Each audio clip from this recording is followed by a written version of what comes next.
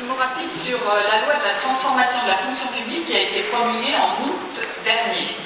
Elle prévoit notamment à l'article 47 la fin de la dérogation qui datait de 1984, dérogation à la durée hebdomadaire du travail, soit le respect des 35 heures dans les collectivités locales, chose que vous vous êtes toujours refusé à envisager jusqu'à maintenant, contrairement à beaucoup d'autres collectivités qui ont pris ce dossier à bras-le-corps.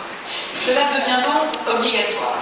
Mais heureusement pour vous, malheureusement pour notre ville, cela ne sera effectif qu'après le renouvellement de notre Assemblée, avec encore un délai maximum de mise en place de 1 an, ce qui peut nous emmener jusqu'en mars 2021. Donc ce n'est pas encore pour tout de suite. Une étude récente révèle qu'à ce jour, il reste encore 25% des collectivités locales qui ne sont pas en règle avec la loi, et les plus grosses collectivités sont les plus mauvaises élèves. Cette étude montre également que lorsque le passage aux 35 heures se fait dans la concertation, et non pas en force, une amélioration de l'organisation interne et un meilleur service au public sont constatés. Espérons que le prochain maire de Lyon soit plus réactif que vous et lance enfin ce chantier important. Mais il y a un autre article, l'article 56, qui lui est applicable immédiatement et il est très intéressant. Il prévoit l'encadrement du droit de grève de certains services municipaux essentiels pour nos concitoyens, comme les crèches et les cantines scolaires.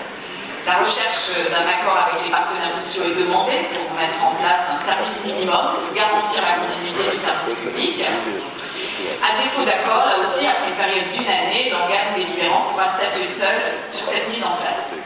Depuis plusieurs années, les parents des petits lyonnais scolarisés dans les écoles publiques sont confrontés à des grèves récurrentes.